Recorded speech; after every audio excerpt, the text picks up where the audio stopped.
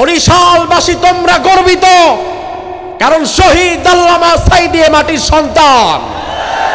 বরিশালবাসী শুনে নাও, শেখ মুজিবুর রহমানের মৃত্যুর ৩৫ বছর পর আওয়ামী লীগ যদি ক্ষমতায় এসে ওর বাবার হত্যার বিচার করতে পারে, আল্লামা সাঈদীর হত্যার ৫০ বছর পরে হলেও বাংলার জমিনে তার বিচার হবেই হবে ইনশাআল্লাহ।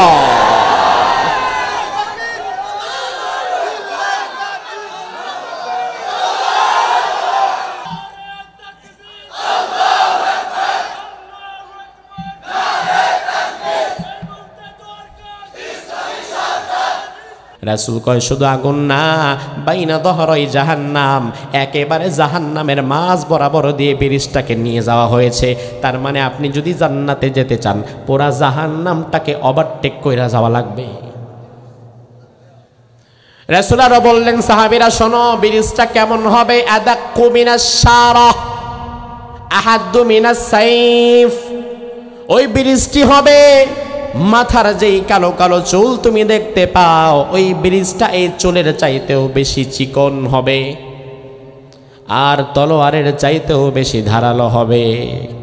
আমার ভাইরা জবাব দেন, স্বাভাবিক তো যুবক মানুষের মাথার চুলের কালার কি? জোরে কন। আর জাহান্নামের আগুনের কালার কি হবে জানেন? কালো। জাহান্নামের আগুন দুনিয়ার আগুনের মতো লাল নীল হলুদ নয়, বরং জাহান্নামের আগুনও হবে ঘুটঘুটে কালো। ও ভাই, দুনিয়াতে কালোর উপরে কালো দেন, দেখা যাবে না কিচ্ছু, কারণ কালো কালো যখন মিলে যায় কিছুই দেখা যায় না। জাহান্নামের আগুনও কালো, আবার ব্রিজটাও কালো। আপনি ব্রিজ পার হবেন তো দূরের কথা, খুঁজেই তো পাবেন না। আমার আল্লাহ কোরআনের মধ্যে বললেন, ওয়া ইম মিনকুম ইল্লা ওয়ারিদুহা কানা আলা রাব্বিকা হাতমান মাকদিয়া সুম্মা নুনাজ্জিল্লাযীনা ইত্তাকাও ওয়া নাযারুল যালিমিনা ফিহা জিসিয়া। জাহান্নামের ওই উপর দিয়ে যে পুলসিরাত হবে, আমার আল্লাহ বললেন ওই পুলসিরাত পার হওয়া সবার জন্য অবধারিত। ওই পুলসিরাতকে ফাঁকি দিয়ে চোরা রাস্তা দিয়ে কেউ জান্নাতে ঢুকতে পারবে না। জান্নাতে যাবার জন্য পুলসিরাতের পুল পাড়ি দেওয়া লাগবেই লাগবেই লাগবেই, মাফ নাই। তবে আমার আল্লাহ তাআলা ওই পুলসিরাতের কঠিন ব্রিজটা কিভাবে মানুষ পার হবে? রাসূলুল্লাহর কাছে সাহাবায়ে কেরাম বললেন, ইয়া রাসূলুল্লাহ, এত কঠিন ব্রিজ আমরা চোখে দেখব কিভাবে, আর পার হব কিভাবে? আল্লাহর হাবিব বললেন, সাহাবীরা শুনে নাও, তোমাদের মধ্যে যার ঈমান একেবারে 100 যার ঈমান, এই কঠিন ব্রিজটা ঈমানের কারণে সে বিদ্যুতের গতির ন্যায় পার হয়ে যাবে। আরো জোরে। আল্লাহর হাবিব বললেন, যার ঈমান 80, 100 হয় নাই, 80 ভাগ, সে দৌড়িয়ে ব্রিজটা পার হয়ে যাবে। যার ঈমান 50% সে হেঁটে হেঁটে পার হবে। যার ঈমান 33 পাস মার্কে আছে, সে হামাগুড়ি দিয়ে, বাচ্চা শিশু যেমন মায়ের কোল থেকে নিচে হাঁটা যখন শিখে হামাগুড়ি দেয়, একটু আগায় পড়ে যায়, আবার আগায় পড়ে যায়। যার ঈমান একেবারে জলে নিবে জলে নিবে জলে নিবে, সে হামাগুড়ি দিয়ে দিয়ে ওই ব্রিজটা পার হবে। কিন্তু যার ঈমান নাই, সে ব্রিজটা পার হতে পারবে না, পাড়া দেওয়ার সাথে সাথে নিচে জাহান্নামে ঢুকে যাবে। ও ভাই আমার, যে ব্রিজ পাড়ি দেওয়ার জন্য ঈমান দরকার, ঈমানের বিনিময়ে আল্লাহ যেহেতু জান্নাত দিবেন, ঈমান বনাম যেহেতু জান্নাত, ঈমানের বদৌলতে আপনি জান্নাত পেয়ে যাবেন, তাইলে ওই ঈমানটা আসলে খাঁটি নাকি ভেজাল, আমার আল্লাহ কি পরীক্ষা করে দেখবে না? ঈদের বাজার যখন হয় আপনি দেখবেন, ঢাকা শহরে আমরা দেখেছি ঈদের বাজারে সবচেয়ে বেশি নকল টাকা ঢুকে। চোর বাটপারগুলা নকল নোট বানায় বাজারে ছেড়ে দেয়। আর নকল নোট যারা বানায়, অন্যান্য নোট তারা বানায় না, সবচেয়ে বেশি তারা বানায় 500 টাকা আর 1000 টাকার নোট। এজন্য দোকানদাররে ঈদের বাজারে যখন 1000 টাকা দিবেন, তখন সাথে সাথে চোখ বন্ধ করে নেয় না, বরং হাতে পাওয়ার আগে একটু ডলা দেয়, একটু লাইটের দিকে তুলে ধরে, একটু কি যেন মিলায়। কিন্তু আপনি যদি 5 টাকা 2 টাকা দেন আর ডলাডলি নাই, কারণ 5 টাকা 2 টাকার দামও নাই, এটার পরীক্ষার করার দরকারও নাই। কিন্তু 1000 টাকার নোটের দাম আছে, পরীক্ষারও দরকার আছে। আমার আল্লাহ রাব্বুল আলামিনের কাছে ইমানের দাম সবচাইতে বেশি। এই জন্য শুধু ইমানদার দাবি করার পরেই জান্নাতে যাওয়া যাবে না, বরং ইমানদার দাবি করার পরে আপনার ইমানটা আসল না নকল সেটা পরীক্ষা করবেন কে? দুনিয়ার মানুষকে মনে করেছে নাকি এই ইউতরাকু, তারে ছেড়ে দেওয়া হবে, তারে নাজাত দেওয়া হবে। আইয়াকুলু আমান্না, সে শুধু আমি আল্লাহর দরবারে কিয়ামতের ময়দানে বলবে আল্লাহ আমি ইমানদার। ওয়া হুম লা ইফতানুন, আমি আল্লাহ বুঝি তার ইমানটা পরীক্ষা করে দেখব না। ওয়ালাকাদ ফাতান্নাল্লাযীনা মিন ক্বাবলিহিম, ও নবী আপনার উম্মতদেরকে বলে দেন দুনিয়াতে তাদের পূর্বে যত ইমানদার দাবি করনেওয়ালা মানুষ ছিল তাদেরকে আমি আল্লাহ নানানভাবে পরীক্ষা করেছিলাম। ইমানের পরীক্ষা ছাড়া কাউকে আমি আল্লাহ তাআলা জান্নাত দেই নাই। এবার যদি আপনার প্রশ্ন হয় ইমানের পরীক্ষা আবার কি দরকার, আল্লাহ বললেন ফালা ইয়ালামান্নাল্লাহুল্লাযীনা সাদাকু ওয়া লা ইয়ালামান্নাল কাযিবিন। আমি আল্লাহ দেখতে চাই ইমানদার দাবি করার পরে এই দাবির ওপরে কারা সত্যবাদী, আর ইমানদার দাবি করার পরে এই দাবির ওপরে কারা মিথ্যাবাদী। তার মানে আল্লাহ রাব্বুল আলামিন বুঝিয়ে দিলেন দুনিয়াতে যতজন ইমানের দাবি করবে সবাই আসলে প্রকৃত ইমানদার নয়। কিছু মানুষ এমন থাকবে যাদের মুখে মুখে ইমানের দাবি থাকবে কিন্তু অন্তরে অন্তরে কুফরি থাকবে। মুখে এমন কথা বলবে মনে হবে যেন তার চাইতে বড় ইমানদার এ তল্লাটে আর কেউ নাই, অথচ ওই লোকটার কাজ কর্ম এত খারাপ হবে যত খারাপ কাজ ইসলামের ক্ষতি কোনো বিধর্মীয় করতে পারে নাই। আমার ভাইরাই হচ্ছে উক্ত আয়াত কারিমাগুলোর শাব্দিক তরজমা। এই আয়াতে কারিমাগুলো নাজিল হয়েছিল এমন এক সময়, সূরাতুল আনকাবুত নাজিল হয়েছে মক্কার জমিনে। সাহাবায়ে কেরামের উপরে কষ্ট নির্যাতন নিপীড়ন যখন সব চাইতে বেশি, এ সূরাটা আল্লাহ নাজিল করেছেন ঠিক ওই মুহূর্তে। মক্কার প্রথম দিকে ইসলামের দাওয়াত ছিল মূলত গোপনে গোপনে। প্রথম 3 বছর সাহাবায়ে কেরাম প্রকাশ্যে কোনো আমল করে নাই, রাসূল প্রকাশ্যে কোনো দাওয়াত দেয় নাই। 3 বছর গোপনে গোপনে কাজ করে গিয়েছেন। নামাজ পড়েছেন তো গোপনে পড়েছেন, ইফতার করেছেন তো গোপনে করেছেন, কোরআন তেলাওয়াত করেছেন তো গোপনে করেছেন, জিকির করেছেন তো গোপনে করেছেন। 3 বছর পরে হঠাৎ 7 জন ইমানদার ব্যক্তির নাম প্রকাশ পেয়ে গেছে কাফিরদের সামনে। ওই সময় কাফিরদের অত্যাচার এবং নির্যাতন ওই 7 জনের ওপরে আছে না নাই? কি মনে হয় বেশি না কম? কারণ কাফিররা নানান দিক থেকে সন্দেহ করতেছিল যে আমাদের অগোচরে কিছু একটা হচ্ছে, কিছু মানুষের চাল চলন পাল্টে গেছে। আবু বকর দেখি আগের মতো কথা বলে না, আলীর চাল চলন দেখি আগের মতো নাই, খাব্বাব খুবাইব দেখি আগের মতো নাই, বেলাল দেখি আগের মতো আর মানুষ মাঠে গিয়ে বসে থাকে না, মাঝে মাঝে মুহাম্মাদের কাছে যায় আর গুনগুন করে যেন কি বিড়বিড় করে পড়ে। কাফেরেরা সন্দেহ করতে লাগলো যে আমাদের আড়ালে আড়ালে কিছু একটা হচ্ছে, কিন্তু হাতে নাতে প্রমাণ না পাওয়ার কারণে কাউকে ধরতে পারছিল না। কিন্তু হঠাৎ করে 7 জন ব্যক্তির প্রমাণ এবং নাম কাফেরদের হাতে চলে এলো। কয়জন ব্যক্তির? তাফসিরে ফাতহুল মাজিদ আয়াতের তাফসীর। তাফসিরে ফাতহুল মাজিদে ইবনে মাসউদ রাদিয়াল্লাহু আনহু বলেন 7 জন ব্যক্তি যাদের নাম চলে এসেছে, 1 নাম্বার স্বয়ং রাসূলুল্লাহর নাম চলে এসেছে, এরপরে আবু বকর, সুমাইয়া, বেলাল, সুহাইব, মিকদাদ। সাতজনের নাম যখন চলে এলো, সাতজনের ওপরে একসাথে অত্যাচার করা যায় নাই, কারণ আবু বকর কুরাইশ বংশের সম্মানিত ব্যবসায়ী, তারে মারার আগে চিন্তা ভাবনা করা লাগবে। কিন্তু বেলালরে মারার আগে কোনো চিন্তা ভাবনার কারণ নাই, কারণ বেলালরে মারলে তার মোকাবেলা করার মতো তার সাথে কেউ নাই। সুমাইয়াকে মারার আগে চিন্তা ভাবনার কারণ নাই, কারণ সুমাইয়াকে মারলে বাধা দেওয়ার মতো কেউ নাই।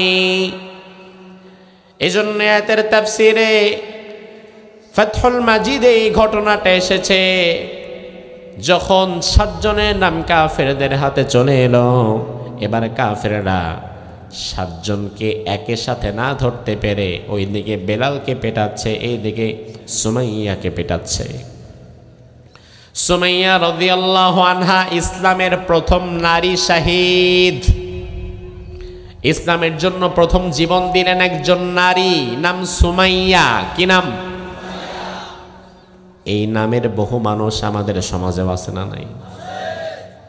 আল্লাহ তাআলা আমাদের সুমাইয়াদেরকে আমাদের মা সুমাইয়ার মতো কবুল করেনি। ও ভাই, সুমাইয়ার মতো কবুলের দোয়া যে করলেন, সুমাইয়ার ঈমান কোন পর্যায়ে দেখেন। আল্লাহ যে বললেন ঈমানদার দাবি করার পরে আমি পরীক্ষা নেব, পরীক্ষা ছাড়া যে আমি আল্লাহ ছেড়ে দেব না। সুমাইয়াকে ধরে নিয়ে যাওয়া হলো মরুভূমির মধ্যে, পাশাপাশি দুটো খেজুর গাছ, পাশাপাশি দুটো খেজুর গাছের সাথে সুমাইয়ার হাত এবং পা দুটোই রশি দিয়ে বেঁধে ফেলা হলো। সুমাইয়ার সন্তান এবং সুমাইয়ার স্বামী তাদেরকেও ধরে এনে উল্টো দিকে বেঁধে ফেলা হলো। সামনে স্বামীর হাত পা বাঁধা, সন্তানের হাত পা বাঁধা, তাদের সামনে তার মায়েরও হাত পা বাঁধা। আবু জাহাল এখানে ক্ষান্ত হয় নাই, বরং সুমাইয়া রাদিয়াল্লাহু আনহার শরীর থেকে সব কাপড় চোপড়গুলো খুলে ফেলল। একজন স্বামী এবং একজন সন্তানের সামনে তার মাকে উলঙ্গ করে ফেলা হচ্ছে। ওই স্বামী এবং ওই সন্তানের কষ্ট কতটা, আর ওই নারীর কষ্টই বা কতটা। ও ভাই, ঘটনা তো এখানে শেষ নয়। আবু জাহেলের গোষ্ঠী হাতের মধ্যে একটা বর্শা নিয়ে, বর্শার মাথা দিয়ে সুমাইয়া রাদিয়াল্লাহু আনহাকে খোঁচাচ্ছে, খোঁচা দিচ্ছে। যেখানে খোঁচা দেয় ফিনকি দিয়ে রক্ত বের হয়ে যাচ্ছে। একজন সন্তান মায়ের আর্তনাদ আর চোখের পানি দেখা ছাড়া কোনো উপায় নাই, চোখ দুটো বন্ধ করে রেখেছে। উলঙ্গ হিসাবে সে তার মাকে দেখতে পারছে না। আল্লাহর হাবিব সাল্লাল্লাহু আলাইহি ওয়াসাল্লাম এমন সময় রাস্তা দিয়ে যাচ্ছিলেন। রাসূলকে বলা হলো, মুহাম্মদ আসো দেখো, তোমার দলে নাম লেখানোর কারণে আজ সুমাইয়ার কি চিত্র হয়েছে তুমি দেখে যাও। রাসূলুল্লাহকে ডাক দিয়ে নিয়ে আসা হলো। আল্লাহর হাবিব সুমাইয়ার কষ্ট দেখে চোখের পানি ধরে রাখতে পারলেন না। সুমাইয়ার দিকে রাসূলুল্লাহ আর তাকাতেও পারলেন না। আল্লাহর হাবিব অন্যদিকে ঘুরে গেলেন। যেহেতু সুমাইয়া রাদিয়াল্লাহু আনহার শরীরে কোনো কাপড় নাই, আল্লাহর হাবিব অন্যদিকে ঘুরে চোখের পানি ছেড়ে বললেন, সুমাইয়া ইসবিরি ইয়া আলা ইয়াসার ফাইন্না মাউইদাকুমুল জান্নাহ। ও সুমাইয়া, ও ইয়াসিরের পরিবার, ও স্বামী, ও সন্তান, আর ও সুমাইয়া, তোমরা ধৈর্য ধারণ করো। আমি নবী বলে গেলাম রে সুমাইয়া, আজকের পরে আল্লাহর জান্নাত তোমার জন্য ওয়াজিব হয়ে যাবে। এই কথা শেষ হওয়া মাত্রই আবু জাহাল হাতের বর্শাটা সুমাইয়া রাদিয়াল্লাহু আনহার লজ্জাস্থান বরাবর নিক্ষেপ করলো। একদিক দিয়ে বর্ষাটা বিদ্ধ হয়ে অন্য দিক দিয়ে বর্ষাটা বের হয়ে গেল। আমাদের মা সুমাইয়া রক্তাক্ত অবস্থায় উলঙ্গ শরীরটা নিয়ে মরুভূমির বালুর মধ্যে আছড়ে পড়ে গেল। কিন্তু আবু জাহাল লক্ষ্য করে দেখে, কি ব্যাপার, এতটা কষ্ট দিয়ে মারার পরেও সুমাইয়ার মুখের মধ্যে একটা মুচকি হাসি দেখা যায়। সুমাইয়া হাসছে কেন? সুমাইয়ার মুখে হাসির কারণ কি? এতক্ষণ পর্যন্ত সুমাইয়ার মুখে হাসি ছিল না, কিন্তু মৃত্যুর মুহূর্তে হাসতে পারে কেন? সুমাইয়া এবার রাসূলুল্লাহকে ডাক দিয়ে বলে, ইয়া রাসূলুল্লাহ, একটু শুনে যান, ইহজগতে আর আপনাকে আমি কোনো কথা বলার মতো সুযোগ হয়তো পাবো না। আপনি আর আমার দিকে এখন তাকাবেন না আমি জানি, তবে আপনি একটু শুনে যান। আপনি তো বললেন আজকের পরে আমার জন্য নাকি আল্লাহর জান্নাত ওয়াজিব হবে। আমি সুমাইয়া আপনারে বলে গেলাম, নবী, আজকের পরে নয়, এই মুহূর্তে আমার নাকি আমি আল্লাহর জান্নাতের সুঘ্রাণ পাচ্ছি। আমার ভাইরা, মৃত্যুর আগে হাসা কিন্তু সহজ নয়। মৃত্যুর আগে কেবল হাসতে পারে তারা দুনিয়া থেকে জান্নাতের সুঘ্রাণ পেয়ে যায় যারা। বাংলাদেশের একজন বরেণ্য আলেম ছিলেন, 50 বছর যিনি কোরআনের খেদমত করেছেন সারা দুনিয়ায়, যার হাতে হাত রেখে হাজার হাজার মুসলিম ইসলাম গ্রহণ করেছে। এই জাতির মানুষের সাথে তার জীবনের শেষ কথা ছিল হাসি মুখে একটা সালাম। আপনারা যদি ভুলে যান, আমি আপনাদের মনে করিয়ে দেই, শহীদ আল্লামা সাঈদীর সাথে এই জাতির মানুষের সর্বশেষ কথাই কিন্তু ছিল হাসি মুখে একটা সালাম, যেটা তিনি তার মৃত্যুর কয়েক ঘন্টা পূর্বে দিয়েছিলেন। আমার ভাইরা, আপনারা তো দেখেছেন ভিডিওতে কিংবা খবরে, ফেসবুকে, ইউটিউবে, ওই রাত্রিবেলায় হসপিটালের বারান্দায় আমরা অবস্থান করছিলাম। আল্লামা সাঈদী রাহিমাহুল্লাহকে যখন আনা হলো, হার্ট অ্যাটাকের কথা বলে যখন তাকে গাড়ি থেকে নামানো হলো, পিজি হাসপাতালে নেওয়া হচ্ছে গাজীপুর থেকে ট্রান্সফার করে, তিনি মাইক্রোবাস থেকে নামলেন। দুজন প্রহরীর ঘাড়ে ভর দিয়ে তিনি মাইক্রোবাস থেকে নামলেন। সামনে একজন জিজ্ঞেস করলেন, হুজুর কেমন আছেন? তিনি তার কথার জবাবটা পরে দিলেন, আগে বললেন সকলকে উদ্দেশ্য করে, আসসালামু আলাইকুম। সুন্দর করে একটা সালাম দিয়ে তিনি বললেন, আলহামদুলিল্লাহ, আল্লাহ ভালো রেখেছে, না তোমরা কেমন আছো? এই কথাটুকু বলতে না বলতেই তাকে জোর করে তাড়াহুড়া করে উপরের দিকে নিয়ে যাওয়া হলো। আমরা আর দেখার সুযোগ পেলাম না। কয়েক ঘন্টা পরে আমাদেরকে বলা হলো তিনি নাকি হার্ট স্ট্রোক করে মারা গেছে। এই জাতির মানুষের সাথে হাসি মুখে কিন্তু তিনি বিদায় নিয়েছিলেন। আমি অনেকটা সময় পরে একা একা ভাবতাম, কয়েক ঘন্টা পর যার মৃত্যু হয়ে যাবে, কয়েক ঘন্টা আগে তার মুখে হাসি থাকে কিভাবে?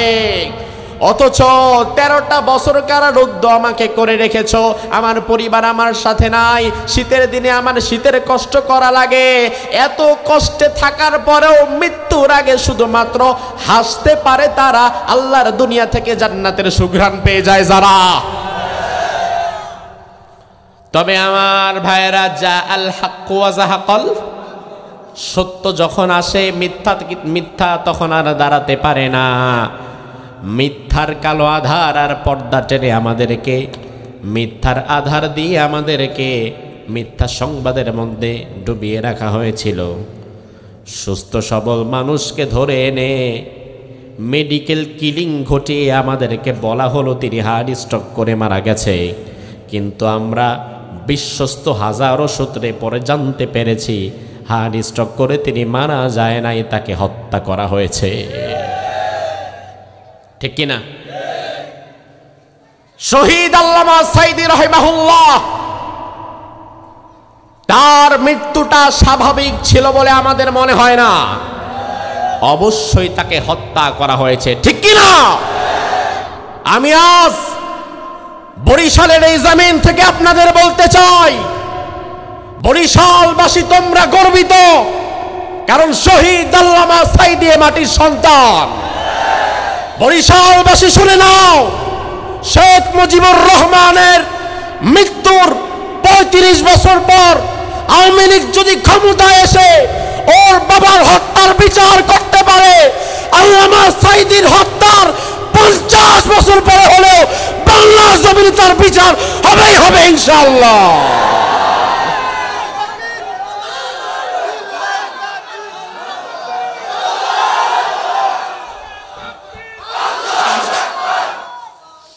তার কারণ এই মাটি কোনো খুনিকে মাফ করবে না, ঠিক কিনা? গর্ত থেকে টেনে বের করে বিচার করা হবে।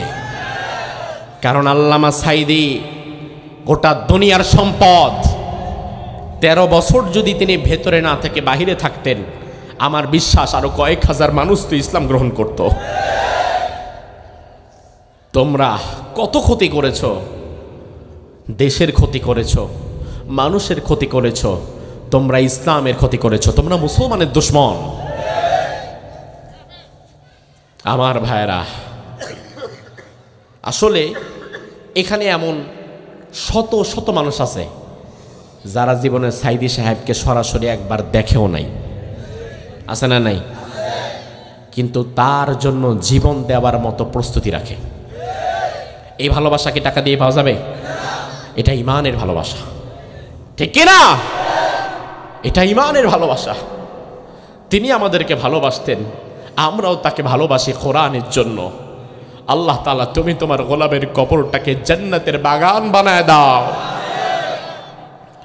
আমি খুব সৌভাগ্যবান আলহামদুলিল্লাহ, 2022 সালে শহীদ আল্লামা সাইদি রহিমাহুল্লাহর ব্যবহৃত দুটো টুপি জেলখানা থেকে তিনি তার ছেলের মাধ্যমে আমার জন্য হাদিয়া পাঠিয়েছিলেন। আমার টুপির কালেকশন অনেক, মিনিমাম 50টা হবে। বিদেশি অনেক টুপি আছে, অনেক ভক্তবৃন্দরা হাদিয়া দিয়েছে। তবে সাইদি সাহেবের দেওয়া সেই দুটো টুপির মূল্য আপনি আমার কোটি টাকা দিলেও পাবেন না। আগামীকাল পিরোজপুর জিয়ানগর শহীদ আল্লামা সাইদি রহিমাহুল্লাহর যে এলাকা, সেই সাইদি ফাউন্ডেশনে আমার মাহফিল।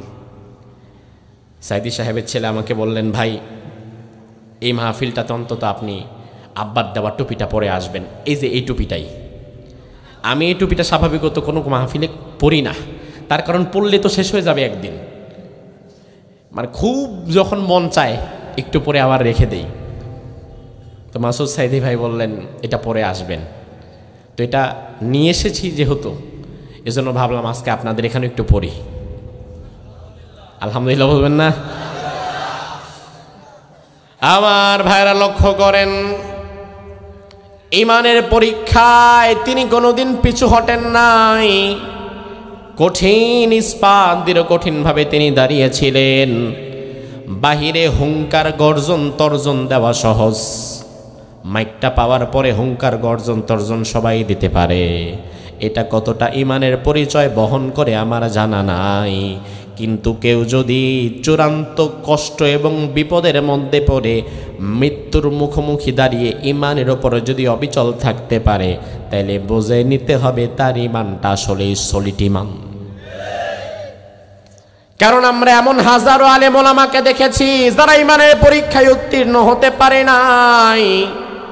বিরাট আল্লাহর ওলি, বিরাট বড় আলেম, অনেক অনেক ডিগ্রিধারী আলেম, কিন্তু বাইতুল মুকাররমের খতিব হওয়ার কারণে, বাইতুল মুকাররমের পোস্টটা পাওয়ার জন্য আর ইসলামিক ফাউন্ডেশনের একটা চাকরি পাওয়ার জন্য বিরাট বড় আলেম ঈমান বিক্রি করে দিয়ে স্বৈরাচারকে কওমি জননীয় বানায় দেয়। বিরাট বড় আলেম আলেমদেরকে নিয়ে জনসভা করে, স্বৈরাচারকে প্রধান অতিথি বানায়া কয়, ম্যাডাম আমার মনে হয় আপনি একজন জান্নাতি। এমন আলেমও বাংলাদেশে আছে না নাই? তিনি নাকি অনেক বড় আলেম। হ্যাঁ হতে পারে, আলেম হতে পারে, হতে পারে, অবশ্যই হতে পারে, তিনি অনেক বড় আলেম হতে পারে। কিন্তু অনেক বড় আলেম হইলেই যে হেদায়েতের উপরে অটল থাকবে তার নিশ্চয়তা তো নাই। কত বড় বড় আলেম ঈমান বিক্রি করে দিয়েছে, কত বড় বড় আল্লাহর ওলি ঈমান বিক্রি করে দিয়েছে। এমনকি রাসূলুল্লাহর হাতে হাত রেখে ঈমান এনেছে, হিজরত করেছে, পরবর্তীতে আবার ঈমান পরিত্যাগ করে ফেলেছে। এমন মুরতাদও আছে না নাই? তাইলে বিরাট বড় আলেম হইলেই কি আর হকের মানদণ্ড হয় নাকি রে বেটা? বরং আল্লাহ না করুক আজকে আমি ঈমানের উপর অবিচল আছি, এটা আমার ধারণা। আল্লাহ না করুক মৃত্যুর আগে আবার জালিমের কাছে যে আমি বিক্রি হয়ে যাব না, এই নিশ্চয়তা কোথায়? কারণ মানুষের মন পরিবর্তন হতে আর শয়তানের ধোকায় পড়তে তো সময় লাগে না। আমার ভাইরা, কোরআনুল কারীমে আল্লাহ রাব্বুল আলামিন সূরাতুল আরাফের মধ্যে একজন আল্লাহর ওলির ঘটনা বলেছেন, যে আল্লাহর ওলি বিরাট বড় আলেম ছিলেন, বনি ইসরাঈলের সব চাইতে বড় আলেম ছিলেন, কিন্তু দুনিয়ার লোভে ঈমানটা বিক্রি করে দিয়েছিলেন। আল্লাহ রাব্বুল আলামিন কোরআনুল কারীমের সূরাতুল আরাফের মধ্যে বললেন, ওয়াতলু আলাইহিম নাবা আল্লাযী আতাইনাহু আয়াতিনা ফানসালাখা মিনহা ফাতবাহুশ শাইতান ফাকানা মিনাল গাওয়িন। আল্লাহ রাব্বুল আলামিন বললেন, নবী আপনি আপনার উম্মতদেরকে জানায় দেন ওই আলেমের কথা যিনি অনেক বড় আলেম ছিলেন। বনি ইসরাইলদের মধ্যে তার চাইতে বড় আলেম আর কেউ ছিল না। বনি ইসরাইলের নবী ছিল মূসা, আর ওই ব্যক্তি ছিল অনেক বড় আলেম, অনেক বড় ইবাদত গুজার। ওই ব্যক্তি এত বেশি ইবাদত করেছে, এত বেশি পড়েছে, জেনেছে, এক পর্যায়ে আল্লাহ তাআলা ভালোবেসে ওই ব্যক্তিকে ওই জামানার মুস্তাজাবুদ দাওয়াহ বানিয়ে দিয়েছিলেন। মুস্তাজাবুদ দাওয়া মানে বোঝেন? মুস্তাজাবুদ দাওয়া মানে এমন ব্যক্তি যে শুধু আল্লাহর দরবারে হাত দুটা তুলবে, হাত তুলে যা দোয়া করবে আল্লাহর সাথে সাথে তা কবুল করে নেবেন। ভালো করে বোঝেন আমার ভাইরা, বিবেক দিয়ে বুঝবেন এই ঘটনাটা। আমরা যে কোনো পীরকে হকের মানদণ্ড মনে করি না, আমরা যে কোনো হুজুরকে হকের মানদণ্ড মনে করি না, তার কারণ কি? এই ঘটনা থেকে আপনি শিক্ষা পাবেন। তার কারণ আজকে আমি যেই হুজুরকে হকের মানদণ্ড মনে করব, অন্ধভাবে যাকে বিশ্বাস করব, অন্ধভাবে যাকে অনুসরণ করব, আল্লাহ না করুক কালকে সে কিন্তু আবার জালিমের সাথে হাত মিলাতে পারে। এই জন্য অন্ধভাবে কাউরে মানা যাবে না। ওই বনি ইসরাইলের সব চাইতে বড় আলেমের নাম তাফসীরের মধ্যে এসেছে, মূসা আলাইহিস সালামের জামানায় এসেছিল, তার নাম হচ্ছে বালআম ইবনে বাউর। নাম হচ্ছে বালআম, সহজ নাম বালআম। কি নাম? জোরে কোন, মনে রাখেন। বালআম বনি ইসরাইলের সবচেয়ে বড় আলেম। বালআম যা দোয়া করে আল্লাহ সব কবুল করে নেয়, অনেক বড় ক্ষমতা বালআমের। বনি ইসরাইলের সাথে মূসা আলাইহিস সালামের সাথে জাব্বারিনদের যুদ্ধ হবে। জাব্বারিনরা ছিল তৎকালীন পৃথিবীর জালিম। ওই জালিম স্বৈরাচারের সাথে মূসা আলাইহিস সালামের জিহাদ হবে। জাব্বারিনরা দেখলো যদিও আমরা সংখ্যায় বেশি, সৈন্যতে বেশি, অস্ত্রে বেশি, কিন্তু মূসার সৈন্য কম, অস্ত্র কম, জনশক্তি কম, কিন্তু তাও মূসার সাথে তো আমরা পেরে উঠব না। তার কারণ মূসার সাথে আছে কে? মূসাকে সাহায্য করবে কে? গোটা দুনিয়ার মুসলমান আজকে এই থিওরিতে যদি বিশ্বাস করতে পারতো যে মুসলমানের এক আল্লাহ ছাড়া কাউকে দরকার নাই, দুনিয়ার কোনো পরাশক্তি আমাদের সামনে কথাও বলতে পারতো না। আমাদেরকে ভয় দেখানো হয়, চুপচাপ থাকো বাংলাদেশ, বেশি কথা বলবা না, তাইলে পেঁয়াজ বন্ধ করে দেব, চাল ডাল বন্ধ করে দেব। বাংলাদেশের মানুষজন এই কথা শুই না ভয় পায়া ভারতের বিরোধিতা করে না। অনেকেই চিন্তা করে, না রে বাবা, এত কথা যদি বলি তাইলেও যদি আমার পেঁয়াজ বন্ধ করে দেয় খামু কি? অথচ মুসলমান ভালো করে শুনে নাও, রিজিকের মালিক তো নরেন্দ্র মোদী না, রিজিকের মালিক কে? দুনিয়ার মানচিত্রে ভারত বলতে যদি কোনো দেশ নাও থাকে, আমার আল্লাহ বোঝে আমারে না খাওয়ায় মারবে। তাইলে তুমি ভয় পাও কেন? বরং তুমি যদি একবার চিন্তা করো, খাইলাম না আমি তোর পেঁয়াজ, নিলাম না আমি তোর আলু, তাইলে ওর আলু ওর খেতে পচবে, কুত্তায়ও খাবে না। তার কারণ বাংলাদেশ হচ্ছে তাদের সবচেয়ে বড় বাজার। বাংলাদেশ আয়তনে ছোট, কিন্তু গুরুত্বের দিক থেকে দুনিয়ার মানচিত্রে বড়। গুরুত্বের দিক থেকে বাংলাদেশ অনেক বড়। তার প্রমাণ, এই দেশটাকে নিয়ে ভারত মাথা ঘামায়, আমেরিকা মাথা ঘামায়, চীন মাথা ঘামায়, রাশিয়াও মাথা ঘামায়। কোথায় আমেরিকা, কোথায় বাংলাদেশ, কোথায় চায়না, কোথায় বাংলাদেশ? কিন্তু বাংলাদেশকে নিয়ে মাথা ঘামানোর, বাংলাদেশে নিশ্চয়ই এমন কিছু আছে যেটা ওদের কাছে নাই। কিন্তু তুমি তো তোমাকে চিনতে পারতেছো না। তুমি তো মনে করো পিয়াজ বন্ধ করে দিলে তুমি কায়ত হয়ে পড়বা। না, তুমি নিজেকে চেনো, নিজেকে বুঝো, নিজের দেশকে ভালোবাসো। গত মাসে চাপাই নবাবগঞ্জে গেলাম, নাম শুনেছেন তো? সর্বদক্ষিণের একটা জেলা, চাপাই উত্তরের একটা জেলা চাপাই নবাবগঞ্জ। চাপাই নবাবগঞ্জের একটা থানা আছে নাম শিবগঞ্জ, সেখানে মাহফিল ছিল। যাওয়ার পরে কিছু কৃষক শ্রমিক চাষা পোষা ভাইয়েরা আসলো, এসে বলল, হুজুর খুব কষ্টে আছি। আমি বললাম কি কষ্ট? এই যে আমরা বিভিন্ন তরি তরকারি লাগালাম, রবি শস্য করলাম, শীতকালীন শস্য করলাম, মাঝে মাঝে এখন দেখি তারা শিবগঞ্জের বর্ডার, চৌখা সীমান্ত এটাকে বলে, চৌখা সীমান্তে এসে তারা কাঁটাতারকে উঠায় ফেলতে চায়। কাঁটাতার উঠায় মাঝে মাঝে ভেতরে ঢুকে যায়, ভেতরে ঢুকে আমাদের ফল ফসল নষ্ট করে আবার ওদিকে চলে যায়। আমি বললাম, এতে আপনাদের ব্যবস্থা কি নিয়েছেন? বললাম, আমরা বিজিবির ভাইরা যারা আছে বাংলাদেশের, তাদেরকে সাথে নিয়ে আমরা তাদেরকে প্রতিরোধ গড়ে তুলতে চাই। তারা যখন মাঝে মাঝে আসে, আমরাও আমাদের কাজকর্ম ফালায়া হাতের মধ্যে কাঁচি কোদাল মোদাল যা আছে এটা নিয়ে ছুটি। আমি দেখলাম তাদের সাহস কতটা। ওই কৃষক শ্রমিক ভাইয়েরা যখন হাতের কোদাল কাস্তি নিয়ে আবার বর্ডারের দিকে ছুটে যায়, ওই মুহূর্তে আবার বর্ডারের প্রান্তে যারা আসে এরা তখন আবার পালায় যায়। এখান থেকে আপনি শিক্ষাটা কি পেলেন? শিক্ষাটা হচ্ছে, যদি আপনি চুপ থাকেন তবে আপনি শেষ, আর যদি আপনি একবার প্রতিবাদ করতে পারেন তবে ঘুরে দাঁড়াবে বাংলাদেশ। মুসলমান, 2024 সালের 5ই আগস্টের পর স্বৈরাচার যেমন বিদায় হয়ে গেছে, আমার বিশ্বাস দিল্লির কালো ছায়া আবার মাথার উপর থেকে সরে গেছে। বাংলাদেশের মুসলমান আর কোনোদিন দিল্লির আধিপত্যবাদকে আর তার বুকে মেনে নেবে না। ওই দিন শেষ যে সীমান্তে তুমি ফেলানিকে মেলে ঝোলায় রাখবা, ওই দিন শেষ সীমান্তে তুমি আমার কৃষকের বুকে গুলি চালাবা আর আমি বসে বসে আঙ্গুল চুষবো, ওই দিন শেষ হয়ে গেছে। সীমান্তে তুমি যদি একটা গুলি ছোড়ো, 10টা গুলি খাওয়ার মতো প্রস্তুতি নিয়ে রাখবা। তার কারণ হচ্ছে সীমান্তকে পাহারা দেওয়া, রক্ষা করা বাংলাদেশের 20 কোটি মানুষের জন্য এটা একটা নৈতিক দায়িত্ব, আর 18 কোটি মানুষের জন্য তো এটা ঈমানি দায়িত্ব। আমরা যারা মুসলমান, নিজেদের সীমান্তকে রক্ষা করা আমাদের ঈমানি দায়িত্ব নয়? কথা বলেন, ঈমানি দায়িত্ব নয়? যদি আজ আমার বিজিবির ভাইয়েরা সীমান্তের বুকে দাঁড়িয়ে এককভাবে সীমান্ত প্রতিরক্ষা করতে না পারে, তাহলে সীমান্তের প্রাণে আমাকেও ছুটে যেতে হবে। কাজকর্ম ফেলে রেখে প্রতিটা সীমান্তে আমাকে চোখ রাখতে হবে।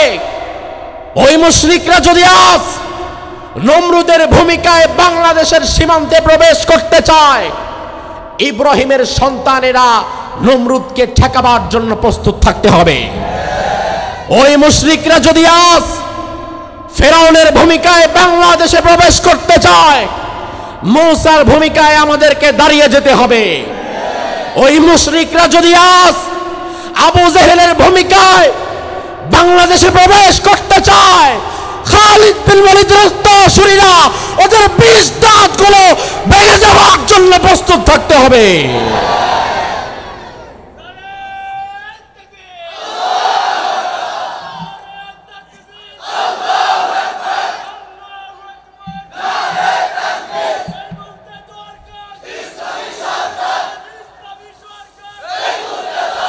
আমার ভাইরা লক্ষ্য করেন, বালাম ওই মুহূর্তে বনি ইসরাইলের সাথে জাব্বারিন স্বৈরাচারদের জিহাদ হবে। জাব্বারিনরা দেখলো আমরা সংখ্যায় বেশি, কিন্তু মূসার সাথে পেরে উঠবো না, কারণ মূসাকে সহযোগিতা করবে কে? আল্লাহ যদি সহযোগিতা করে, সংখ্যা কি কোনো বিষয়? ডাজন্ট ম্যাটার, কোনো বিষয় না সংখ্যা, যদি আমার সাথে আল্লাহর সহযোগিতা থাকে। আর আল্লাহর সহযোগিতা না থাকলে লক্ষ কোটি কোটি সৈন্য সংখ্যা নিয়ে আসলেও আমি পারবো না। জাব্বারিনরা দেখলো না, মূসার সাথে সহজভাবে লড়াই করে জিতে যাওয়া যাবে না। যাই বাল্লামের সাথে হাতটা মিলাই দেই, কারণ বাল্লাম তো যেই দোয়া করে আল্লাহ সেটা কবুল করে নেয়। যদি বাল্লাম রে নিজের দলে আইনা মুসার বিরুদ্ধে একটা গজবের বদদোয়া করতে পারি, তাইলে তো পুরা যুদ্ধে শেষ।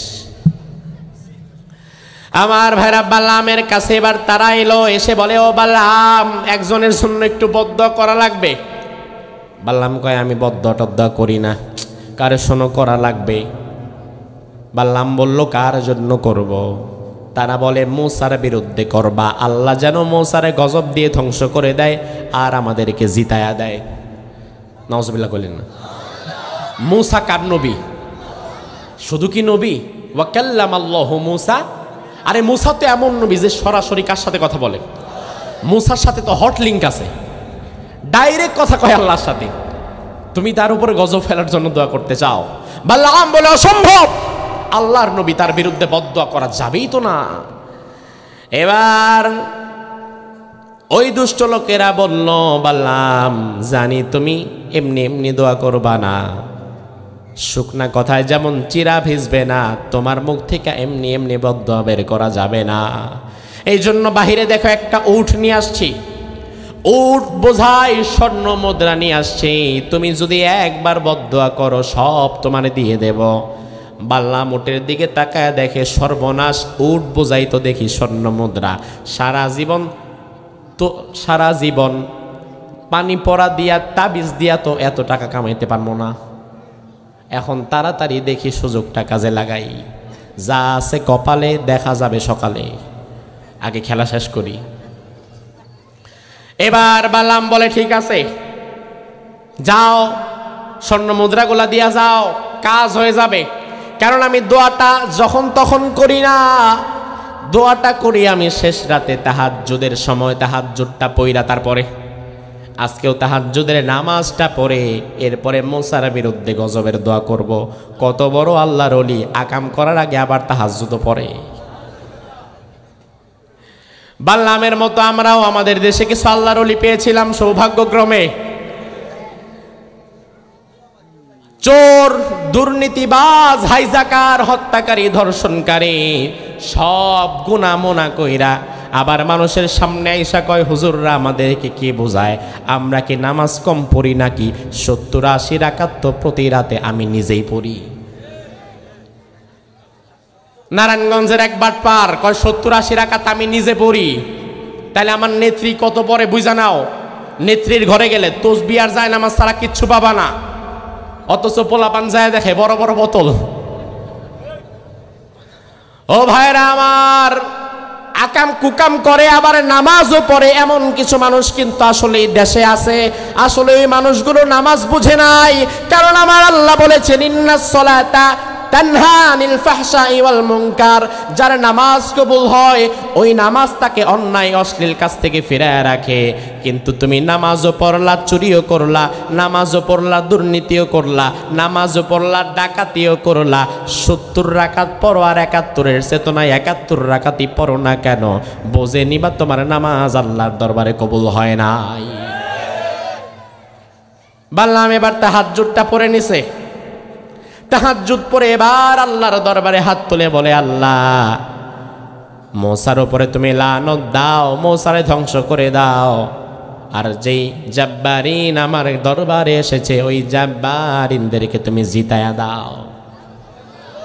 আমার ভাইরা ভালো করে বোঝেন, দোয়া করা, বদদোয়া করা অথরিটি তো আমাদের আছেই। আমার তো যাকে মন চায় তার বিরুদ্ধে বদদোয়া করতে পারবো, যারে ভাল লাগে তার জন্য দোয়াও করতে পারবো, কিন্তু কবুল করার মালিক কি আমি না আল্লাহ? তাইলে ও যদি দোয়া করে, দোয়া করার পরে কবুলিয়াত তো আল্লাহর কাছে। এবার আল্লাহ তাআলা দেখলো না, বললাম দুনিয়ার লোভে পরে ইমানটা বিক্রি করে দিয়েছে। এবার আল্লাহ রাব্বুল আলামিন কোরআনের মধ্যে বললেন, ওয়ালাউ শি'না লারাফানাহু বিহা ওয়ালাকিন্নাহু আখলাদা ইলাল আরদি ওয়াত্তাবা হাওয়া ফামাসালুহু কামাসালিল কালব। বালাম যখন দোয়া করেছে, আমি আল্লাহ তাআলা বালামের দোয়াটারে ঘুরায়া বালামের মাথার উপরেই দিলাম। শুধু তাই নয়, ফামাসালুহু কামাসালিল কালব, বালামের জিহ্বাটাকে টান দিয়ে আমি আল্লাহ তাআলা নাভি পর্যন্ত লম্বা করে দিলাম। একটা প্রাণী আছে দোকানের আশেপাশে দেখা যায় সারাক্ষণ জিহ্বা বের করে হাঁপায়। কোন প্রাণী? কুকুর। আপনারা কি কোন? কুত্তা। ওই কুত্তা সারাক্ষণ জিহ্বা বের করে হাঁপায়, আরবিতে তার নাম হচ্ছে কালব। আমার আল্লাহ বললেন ফামাসালুহু কামাসালিল কালব। বালামের জিহ্বাটাকে কুকুরের মতো লম্বা করে দিলাম, দিয়ে আল্লাহ বোঝায় দিলেন বান্দা দুনিয়াতে স্বার্থের কারণে ঈমান বিক্রি করবে তারা, যারা দুনিয়া লোভী কুকুর।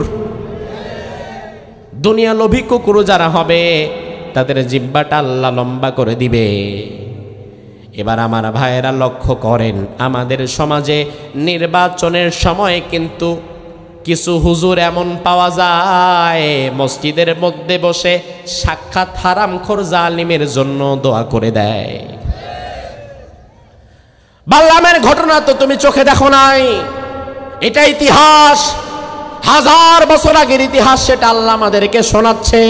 কিন্তু বর্তমানে বাল্লামের মতো কিছু হুজুর আমরা দেখি, যেই হুজুরের কাছে নির্বাচনের সময় হারামখোর নেতা কয় হুজুর দোয়া করবেন, হুজুর মসজিদের মুসল্লিদেরকে নিয়ে ওই হারামখোর বাটপারের জন্য দোয়া করে। আমার ভাইরা ভালো করে বোঝেন, নির্বাচন যখন আসে একই জায়গায় বিভিন্ন প্রার্থী আছে না নাই? জোহরের সময় একজন আসছে, আয়সা কয় হুজুর দোয়া চাই। হুজুর কয় কি জন্য? আমি নির্বাচনে দাঁড়াইছি। হুজুর কয় মার্কা কি? কয় ট্রাক। এবার ট্রাক আলা ভালো করেই বোঝে, শুকনা কথায় যেমন চিরা ভিজবে না, মাগনা মাগনা দোয়ায় হুজুর খুব একটা মনোযোগ দিবে না। এই জন্য হুজুরের হাতের মধ্যে 500 টাকার একটা নোট ধরায় দেয়। জোহরের নামাজের পরে হুজুর এবার আল্লাহর দরবারে হাত তুলে মোনাজাত করে মুসল্লিদেরকে নিয়ে বলে, আল্লাহ অমুক ভাই আসছে, ট্রাক মার্কা নিয়ে তুমি তারে জিতায় দাও। মুসল্লিরা কয় আমিন। অথচ হুজুর ভালো করে জানে যে এই বেটা দোয়া চাইতে আসছে আজকে মসজিদে, এই বেটারে ভুলেও পশ্চিম দিকে ওষ্টা খাইতে দেখা যায় না। পশ্চিম দিকে তার দেখা যায় না, মসজিদে তো ভুলেও আসে না, হারাম কাজের সাথে জড়িত আছে। আমি হারামখোরের জন্য দোয়া চাই কিভাবে? কারণ হারামখোর ক্ষমতায় গিয়া যা যা কাম করবে আল্লাহ তাআলা তো সব আমারেও দিবে, কারণ দোয়াটা আমি করছিলাম।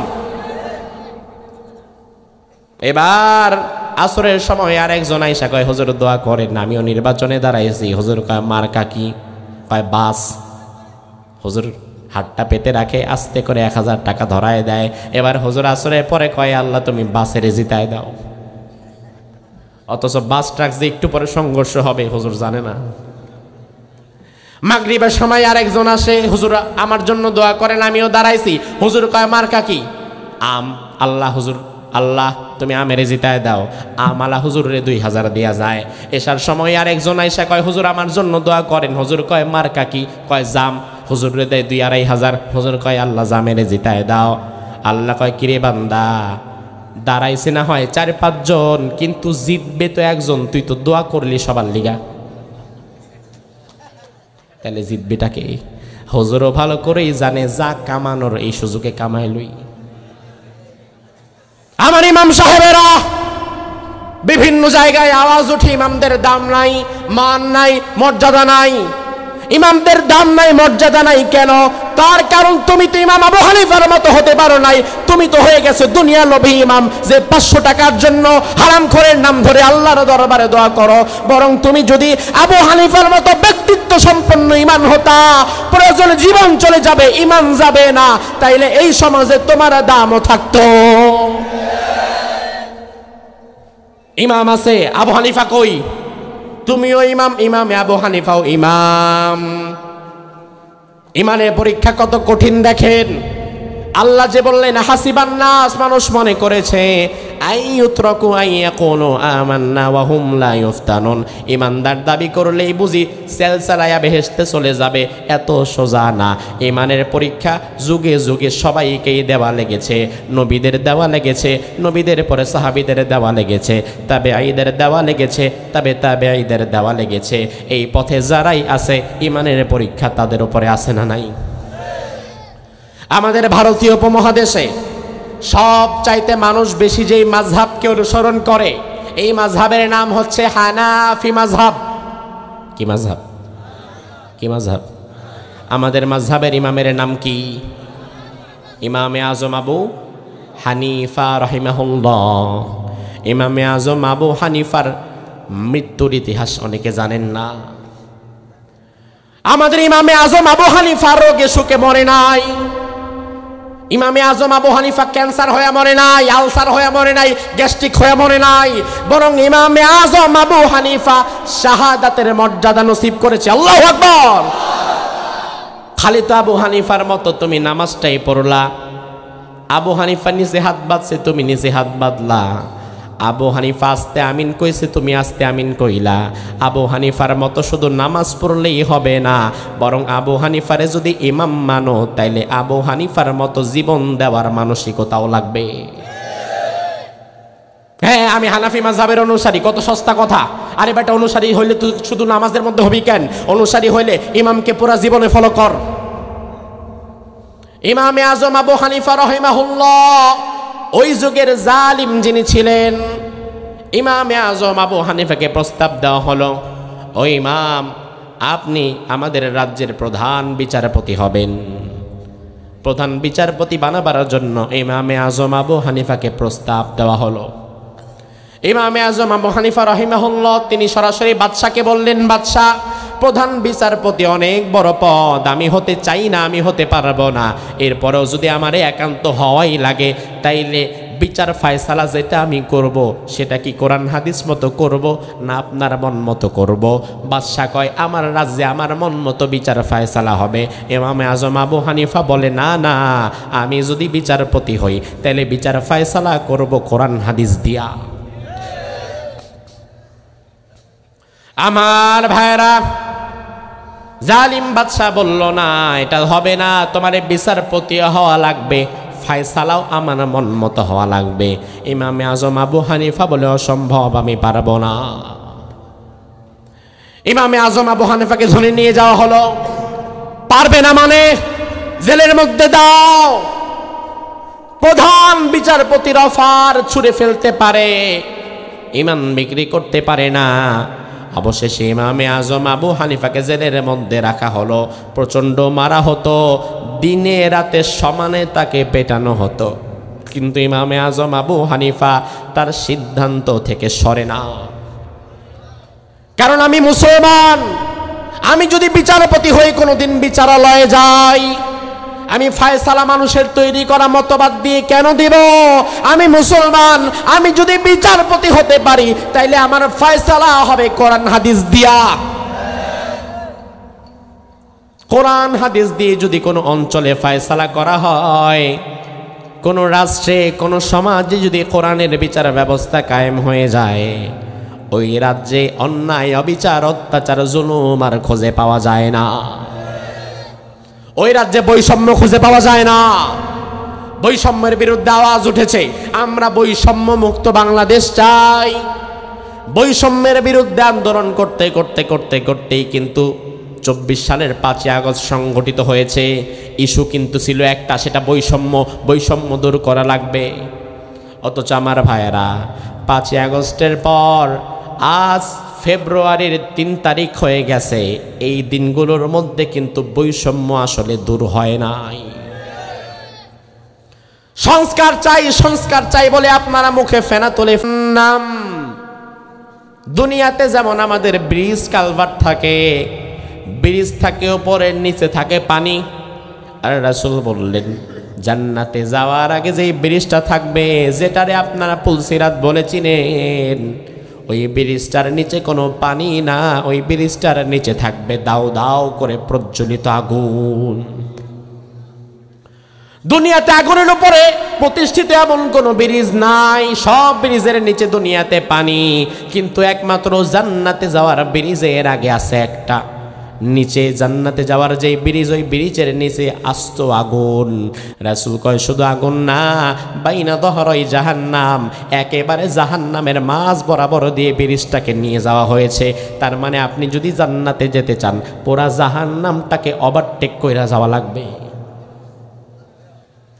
রাসূল আরো বললেন, সাহাবীরা শোনো, ব্রিজটা কেমন হবে? আদাক্কু মিনাশ শারা আহাদ্দু মিনাস সাইফ।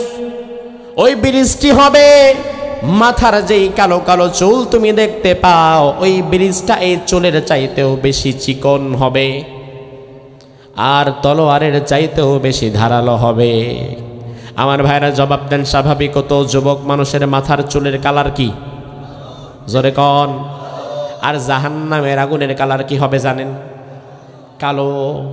জাহান্নামের আগুন দুনিয়ার আগুনের মতো লাল নীল হলুদ নয়, বরং জাহান্নামের আগুনও হবে ঘুটঘুটে কালো।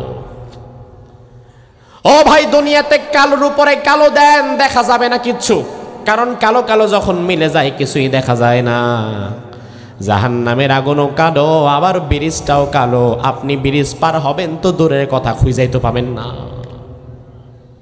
আমার আল্লাহ কোরআনের মধ্যে বললেন, ওয়া ইম মিনকুম ইল্লা ওয়ারিদুহা কানা আলা রাব্বিকা হাতমান মাকদিয়া সুম্মা নুনাজ্জিল্লাযীনা ইত্তাকাও ওয়া নাযারুল যালিমিনা ফিহা জিসিয়া।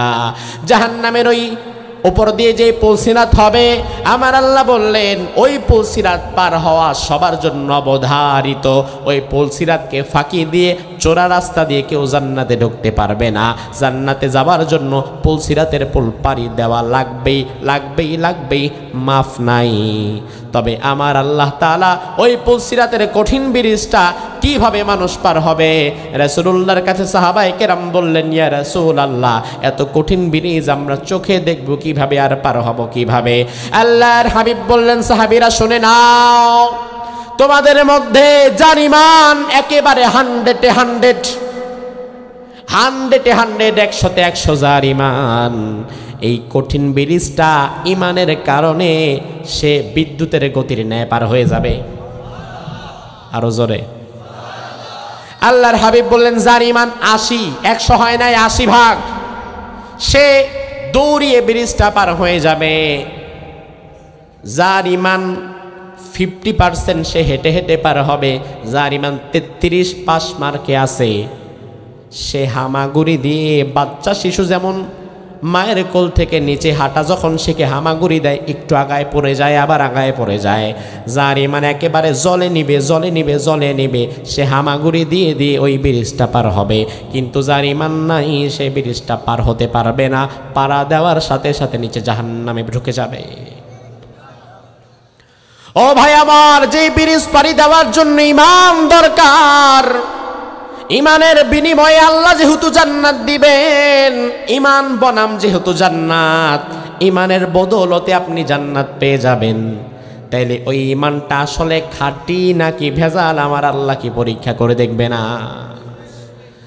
ঈদের বাজার যখন হয় আপনি দেখবেন, ঢাকা শহরে আমরা দেখেছি ঈদের বাজারে সবচেয়ে বেশি নকল টাকা ঢুকে। চোর বাটপারগুলা নকল নোট বানায় বাজারে ছেড়ে দেয়। আর নকল নোট যারা বানায়, অন্যান্য নোট তারা বানায় না, সবচেয়ে বেশি তারা বানায় 500 টাকা আর 1000 টাকার নোট। এজন্য দোকানদাররে ঈদের বাজারে যখন 1000 টাকা দিবেন, তখন সাথে সাথে চোখ বন্ধ করে নেয় না, বরং হাতে পাওয়ার আগে একটু ডলা দেয়, একটু লাইটের দিকে তুলে ধরে, একটু কি যেন মিলায়। কিন্তু আপনি যদি 5 টাকা 2 টাকা দেন, আর ডলাডলি নাই, কারণ 5 টাকা 2 টাকার দামও নাই, এটার পরীক্ষার করার দরকারও নাই। কিন্তু 1000 টাকার নোটের দাম আছে, পরীক্ষারও দরকার আছে। আমার আল্লাহ রাব্বুল আলামিনের কাছে ঈমানের দাম সবচাইতে বেশি। এই জন্য শুধু ঈমানদার দাবি করার পরেই জান্নাতে যাওয়া যাবে না, বরং ঈমানদার দাবি করার পরে আপনার ঈমানটা আসল না নকল সেটা পরীক্ষা করবেন কে? ঈমানের পরীক্ষা দিয়ে আপনার জান্নাতে যাওয়া লাগবে। আল্লামা শামসুদ্দিন যাহাবী রাহিমাহুল্লাহ সিয়ারু আলামিন নুবালা এই কিতাবের মধ্যে আল্লামা শামসুদ্দিন যাহাবী রাহিমাহুল্লাহ তিনি লিখেছেন, ওমর ফারুক রাদিয়াল্লাহু আনহু যখন রোম বিজয়ের পূর্বে 30 জনের একটা সাহাবীদের একটা টিম রোমের দিকে পাঠালেন পরিস্থিতি দেখার জন্য। ওই 300 জনের একটা টিম পাঠালেন রোমে, ইটালিতে। ওমর ফারুকের সময় ইটালি পর্যন্ত ইসলামের ছায়ায় চলে এসেছিল। ইটালিতে আক্রমণের পূর্বে ওমরে ফারুক 300 সাহাবীর একটা টিম ইটালিতে পাঠায়। তৎকালীন রোম, আজকের ইটালি। সাহাবায়ে কেরাম 300 জন ইটালিতে যায় পর্যবেক্ষণের জন্য। ওই সাহাবীদের আমির ছিলেন একজন, তার নাম আব্দুল্লাহ ইবনে হুযাফা। কি নাম? আব্দুল্লাহ ইবনে হুযাফা যখন ইতালিতে যায়, হঠাৎ করে ইতালির গুপ্তচররা তাদেরকে ধরে ফেলে, ইতালির রাজার কাছে নিয়ে যায়, রোমের বাদশার কাছে নিয়ে যায়। রোমের বাদশা 300 জনকে দাঁড় করায় বলে, তোমাদের মধ্যে আমির কে? দেখা দেয় আমাদের আমির হচ্ছে আব্দুল্লাহ ইবনে হুযাফা। এবার আব্দুল্লাহ ইবনে হুযাফাকে বলল, আব্দুল্লাহ ইবনে হুযাফা, তুমি যদি ঈমান ছেড়ে দাও, কুফরি যদি তুমি করো, শিরিক যদি তুমি করো, তাইলে আমার এই রোমের রাজত্বকে 2 ভাগ করে 1 ভাগ আমার কাছে থাকবে, আর 1 ভাগ তোমারে দিয়ে দেব। আব্দুল্লাহ ইবনে হুযাফা বলে, অসম্ভব, আমি আমার ঈমান ছাড়তে পারবো না। এরপরে আব্দুল্লাহ ইবনে হুযাফাকে ফাঁসির মঞ্চে তুলে দেওয়া হলো মেরে ফেলার জন্য। ফাঁসির রশি যখন গলায় পরাবে, আব্দুল্লাহ ইবনে হুযাফা মুস্কি মুস্কি হাসে। রাজার মেজাজ খারাপ, ফাঁসিতে ঝুলাবো, তারপরেও হাসে কেন? তারে নামাও, আরো কঠিন শাস্তি দেব। এবার সামনে পানি গরম করা লাগলো। পানি গরম করতে করতে যখন টকবক করা শুরু করলো, 300 জন সাহাবীর মধ্য থেকে একজনকে ধরে এনে ওই গরম পানির মধ্যে ছেড়ে দিল। সাথে সাথে আব্দুল্লাহ ইবনে হুযাফা দেখলো পুরা টকবকে গরম পানির মধ্যে একজন সাহাবী পড়ার সাথে সাথে তার হাড় মাংসগুলো আলাদা হয়ে গেল।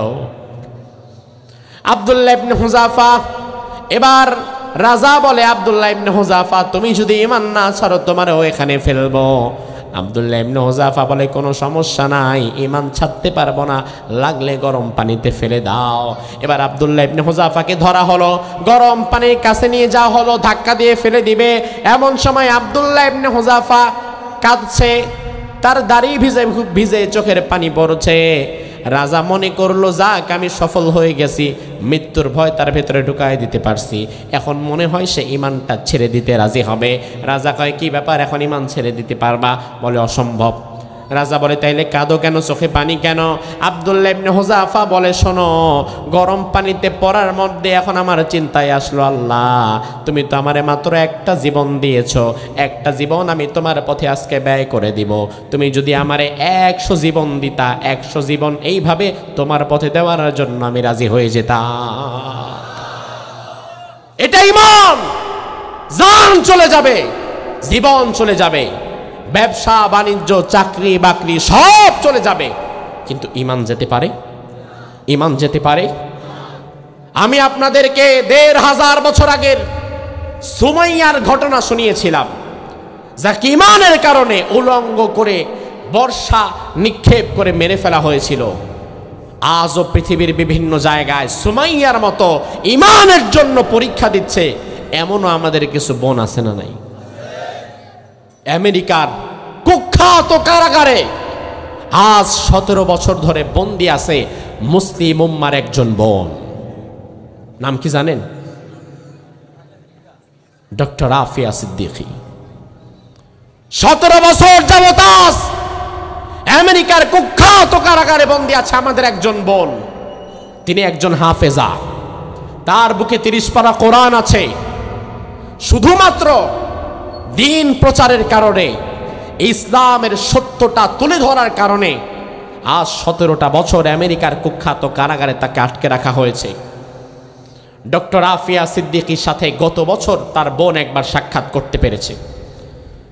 তার বোন সাক্ষাৎ করে এসে দুনিয়ার মানুষকে জানালো, 16 বছর পর আমি আমার বোনকে দেখলাম। দেখে এসে এবার ডক্টর আফিয়া সিদ্দিকীর বোন বলল, আমার বোনটা আর আগের মতো নাই। এই 16 বছরে আমেরিকার সৈন্যরা ডক্টর আফিয়া সিদ্দিকীকে কয়েক হাজার বার ধর্ষণ করেছে। তার শরীরের একটা কিডনি বের করে রাখা হয়েছে কষ্ট দেওয়ার জন্য। তার দাঁতগুলো টেনে প্লাস দিয়ে তুলে ফেলা হয়েছে।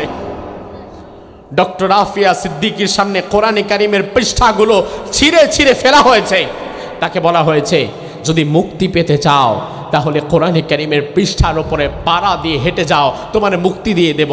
আফিয়া সিদ্দিকী বলে, অসম্ভব, জীবন চলে যাবে, ঈমান দিতে পারবো না। আজও আমাদের এমন বোন আছে, বলে আলহামদুলিল্লাহ। এমন বোন আমাদের মুসলিম উম্মার মাঝে আছে। ডক্টর আফিয়া সিদ্দিকী তার বোনকে বলছে, বোন, এত কষ্ট, অত্যাচার, নির্যাতন তারা আমারে করেছে যেটা বলে বোঝানো যাবে না, বলার কোনো ভাষা নাই। এত কষ্ট নির্যাতন সহ্য করে এক রাত্রি বেলায় আমি যখন ঘুমালাম, স্বপ্নের মধ্যে আমি রাসূলুল্লাহকে স্বপ্ন দেখলাম। রাসূলুল্লাহকে স্বপ্নে দেখে কম কথা না। ডক্টর আফিয়া সিদ্দিকী রাসূলুল্লাহকে বললেন, ইয়া রাসূলুল্লাহ, আমার এই কষ্টের কঠিন ইমানি পরীক্ষা শেষ হবে কবে? রাসূল বললেন, আফিয়া, এই পরীক্ষা তো তুমি দিচ্ছ না, এই পরীক্ষা তো দিচ্ছে আমার উম্মতের 200 কোটি মুসলমান, যারা তার বোনকে বাঁচাবার জন্য একজন খালিদ বিন ওয়ালিদের ভূমিকায় দাঁড়াতে পারল না, যারা তাদের বোনকে বাঁচানোর জন্য একজন মুহাম্মদ বিন কাসিম হতে পারল না। গোটা দুনিয়াতে নানান প্রান্তে আমাদের বোনেরা আজ ইজ্জত হারাচ্ছে, সম্ভ্রম হারাচ্ছে, অত্যাচারিত হচ্ছে, অথচ আজ একজন তারিক বিন জিয়াদ নাই।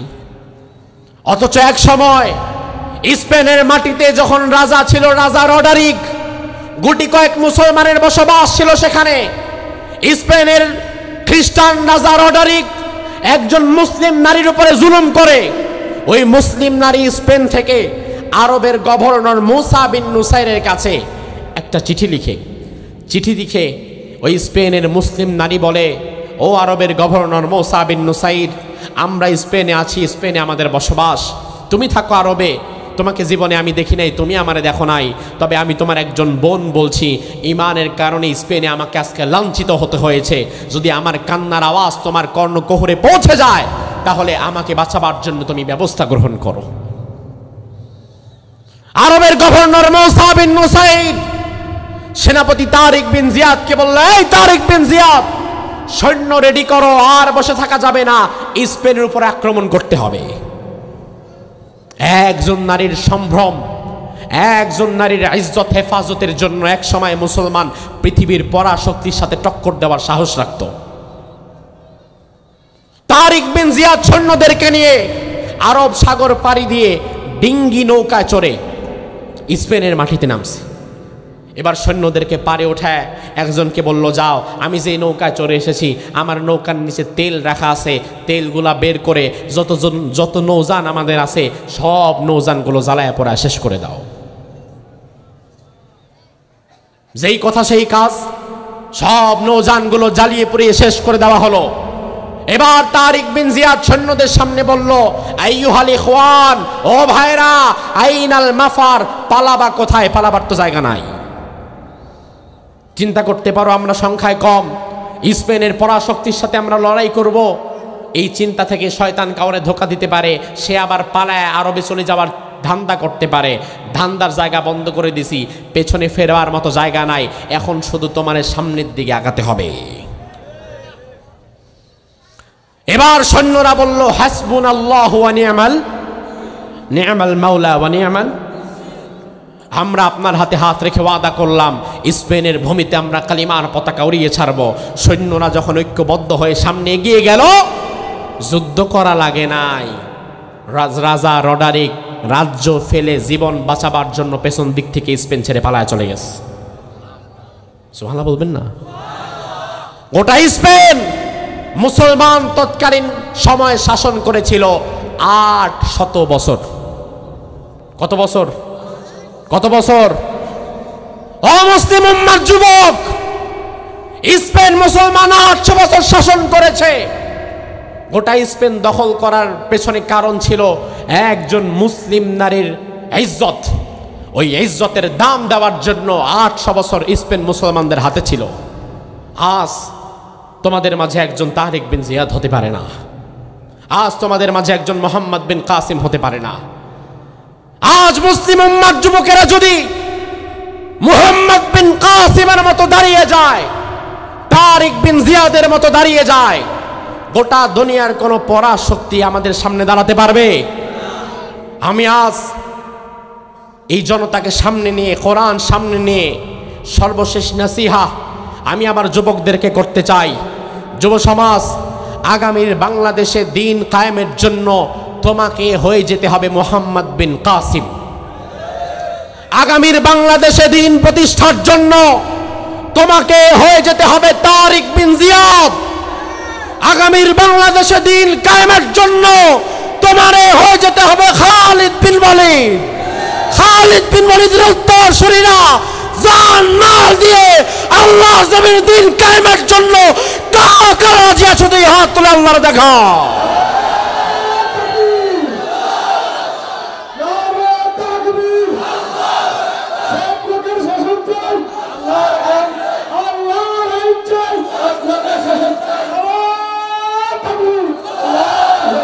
আল্লাহ তাআলা কবুল করুক, বলি আমিন।